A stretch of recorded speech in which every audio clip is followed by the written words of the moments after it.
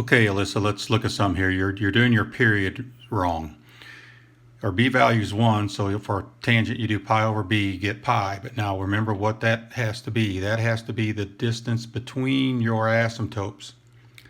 Okay, and on your number 1, you have this right-hand asymptote at pi and the left-hand asymptote at negative pi. Well, that's 1 pi on the left and 1 pi on the right. So right now you have 2 pi in there.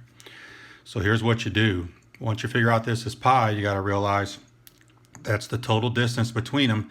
So you need half of this on both sides. So you just take pi times a half and you get pi over 2. That's what this right-hand one will be labeled. Then the left-hand one will be negative pi over 2. So now you have 1/2 pi, 1/2 pi for a total distance of pi. Okay?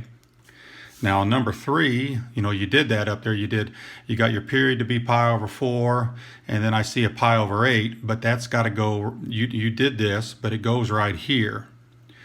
And then over here be negative pi over 2. Now these two in the middle then, they have to be in the middle of 0 and pi over 8. So now you can just take pi over 8 times a half, and you get these to be pi over 16 and negative pi over 16.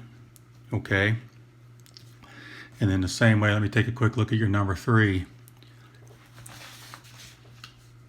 or excuse me, your number 2. I did number 3 second. Number 2, yeah, you did that same thing. You got pi over 6, but that's got to go here.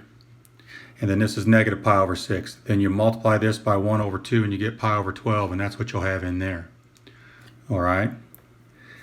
Then on number 4, you look and you say, how far is it between my asymptotes? So if this is at negative pi over 10, this is pi over 10, or 1/10.